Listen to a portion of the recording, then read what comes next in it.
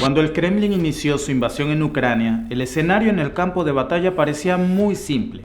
Rusia es más fuerte a nivel militar, tiene más soldados, mejores armas y no había manera de que esa guerra se prolongara por mucho tiempo. Pero para sorpresa de todos, el conflicto se ha prolongado por más tiempo del que seguramente Putin hubiera querido. Ahora el panorama ha cambiado. El relato oficial de que la invasión avanza según los planes previstos es difícil de mantener. Un periódico ha dado la cifra de 10.000 militares rusos muertos, una noticia luego retirada.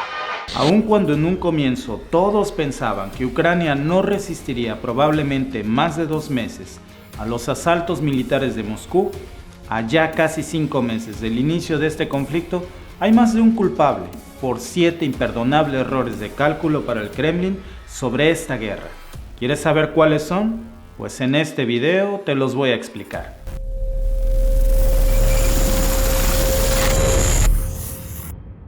Según las principales agencias que recopilan datos militares a nivel global, antes del conflicto, Rusia contaba con mayores reservas, vehículos y armamento que Ucrania. Eso es cierto, pero hay mucho misterio sobre la forma en que actuó Putin. Muchos piensan que Putin declaró la guerra sobre una base errada de sus principales asesores militares, de que las fuerzas ucranianas se intimidarían ante el poder militar ruso y que serían incapaces de orquestar una ofensiva desde varios frentes. Según Fleming, creen que los asesores de Putin tienen miedo de decirle la verdad. Y aunque creemos que los asesores de Putin tienen miedo de decirle la verdad, lo que está ocurriendo y el alcance de estos errores de apreciación deben quedar muy claros para el régimen.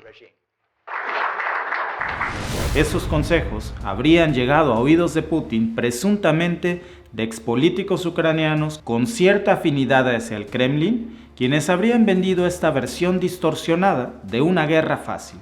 Pero la realidad fue muy diferente.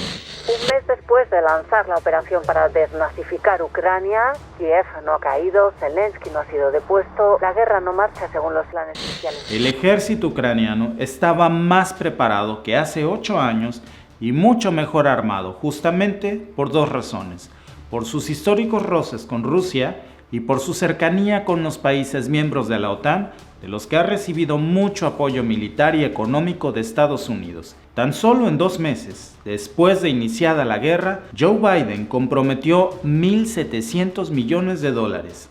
La Unión Europea, otros 1.000 millones de euros, en forma de paquetes de armamentos, equipos defensivos, sistemas de misiles antiaéreos y ayuda humanitaria. Pero las cosas tampoco han sido color de rosa para Ucrania. Volodymyr Zelensky sigue solicitando muchos más recursos y quizá acciones y sanciones mucho más tangibles de parte de Occidente. Pero es evidente que han podido defender Kiev con suficiente solvencia, tanto como para empujar a las tropas rusas al este y a zonas boscosas. Y cuando definitivamente no pudieron tomar la capital, Putin cambió el discurso asegurando que el gran objetivo era otro: la región del Donbass. Pero de cualquier forma, Rusia también se vio sorprendida por la enorme masa de voluntarios que se sumaron a combatir, incluso llegando desde otros países para defender Ucrania. Desde que Rusia comenzara a posicionar a sus tropas cerca de la frontera con Ucrania, al otro lado de esta ha ido creciendo también la aparición de algo más que de tropas de la OTAN o equipos militares. Hablamos de soldados voluntarios. La excusa inicial con la que Putin invadió Ucrania fue para desnazificar y liberar el pueblo de la influencia de Occidente.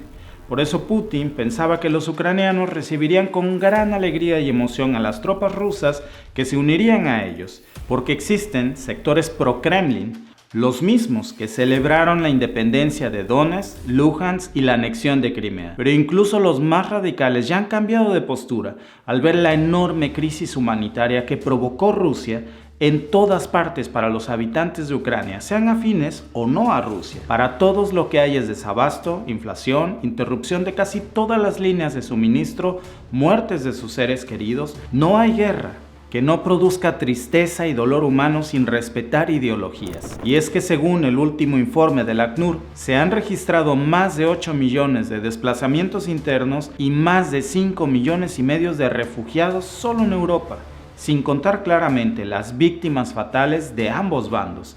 Este es el mayor conflicto humanitario del mundo en la actualidad. Un país azotado por una guerra que ha dejado ya más de 14.000 muertos. Este es otro ejemplo que sorprendió a muchos porque es totalmente crucial. Las tropas rusas no estaban en su mejor forma para ir a una guerra, y esto lo reflejan los hechos. Primero, que esos avances a bombo y platillo por varios puntos de Ucrania hacia la capital, más pronto que tarde terminaron enfocándose solo hacia el este.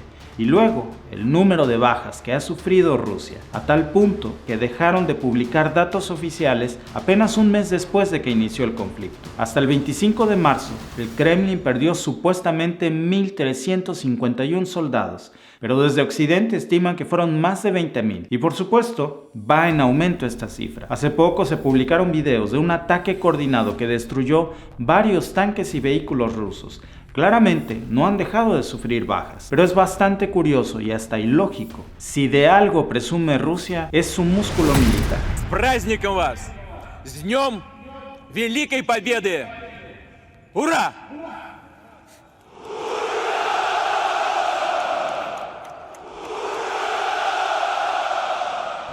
Tienen desfiles y actos conmemorativos solo para mostrarle al mundo sus modernos misiles, su fuerza aérea y miles de tropas dispuestas a luchar cuando sea. Pero de nuevo, quizá Rusia se haya excedido con la propaganda. Por supuesto, Putin nunca va a reconocer esto. Como consecuencia de sobreestimar la capacidad militar, lo que iba a ser una operación especial acabó alargándose a un enfrentamiento muy sangriento para el que muchos no estaban preparados. Están esos famosos videos de soldados rusos capturados. La mayoría son muy jóvenes y dicen que no tenían ni idea de lo que iba a pasar, que no esperaban combatir en una guerra real.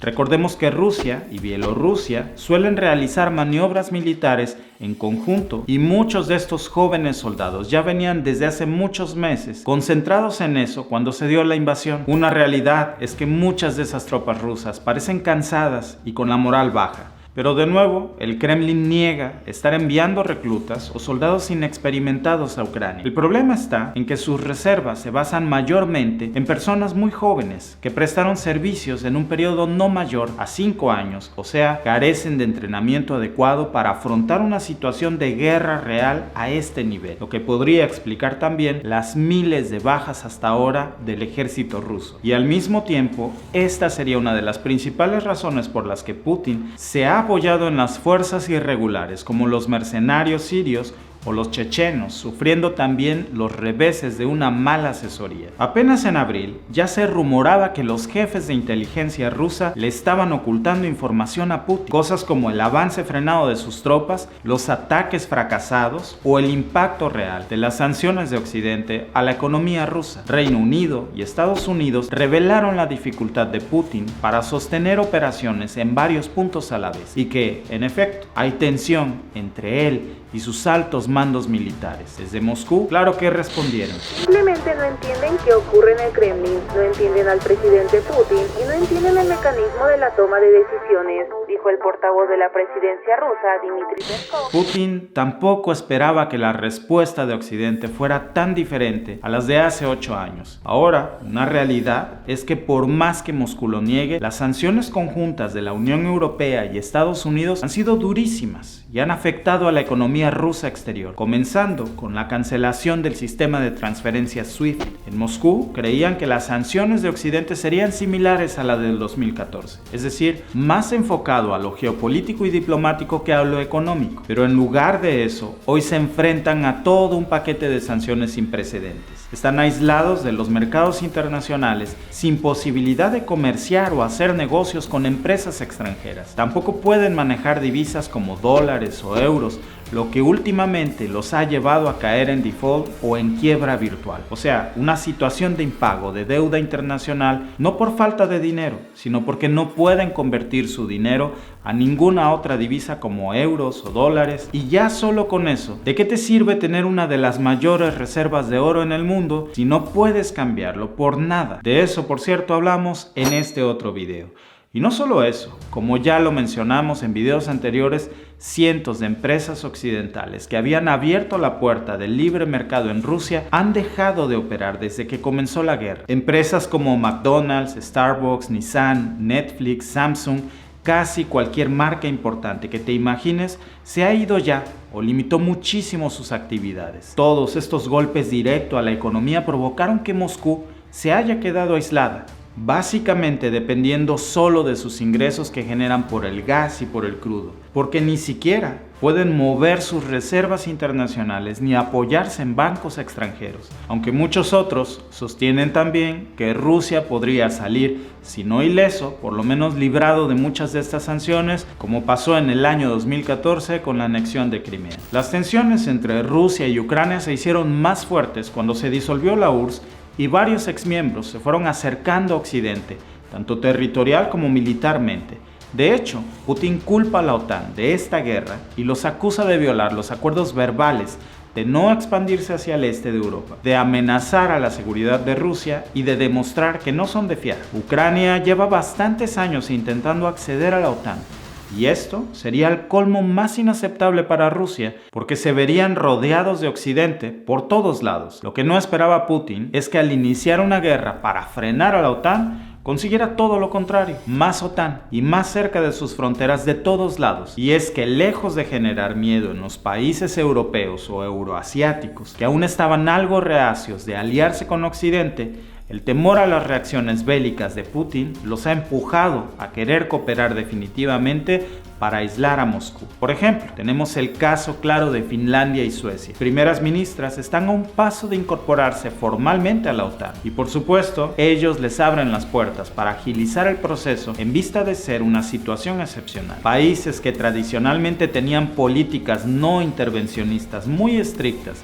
como Suecia o Noruega también sorprendieron al mundo al posicionarse a favor de Ucrania y condenar los actos de Putin ante la ONU. Y a todo esto, ¿qué tanto afectaría a Rusia que la OTAN siga creciendo? Solo con Finlandia y Suecia, la frontera territorial de la OTAN pasaría a duplicarse 2.600 kilómetros, ya que todos los países en la costa del mar Báltico, excepto Rusia, claro, serían parte de la OTAN. Esto podría ser crucial para contrarrestar las operaciones rusas en toda la zona. Por ahora, solo Putin sabrá con certeza si una guerra fue la mejor decisión para lo que se rumora que es su estado de salud actual. Pero desde hace ya tiempo, distintas versiones sostienen que Putin está gravemente enfermo. No se sabe exactamente de qué. Se habla desde un Parkinson hasta un cáncer. Frog, un medio de comunicación ruso independiente al gobierno ruso, ha informado que Putin podría padecer cáncer de tiroides y Parkinson debido a las constantes visitas médicas.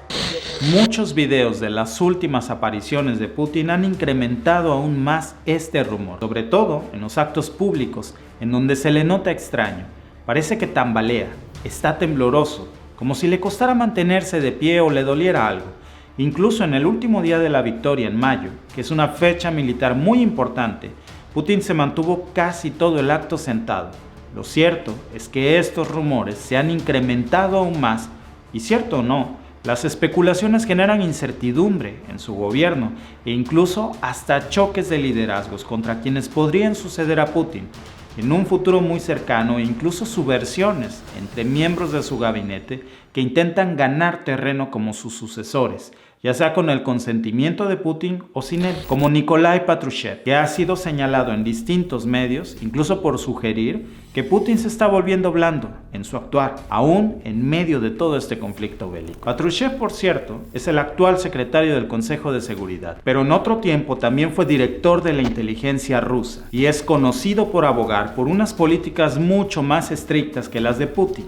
Así que no sería extraño pensar que en Moscú están allanando el terreno por si la guerra termina siendo una enorme derrota. Pero de entre estos 7 factores, ¿cuál crees tú que ha sido el error de cálculo más grande por el que las cosas no le han salido a Rusia como esperaban? Voy a estar leyendo tus comentarios. Te veo en el próximo video.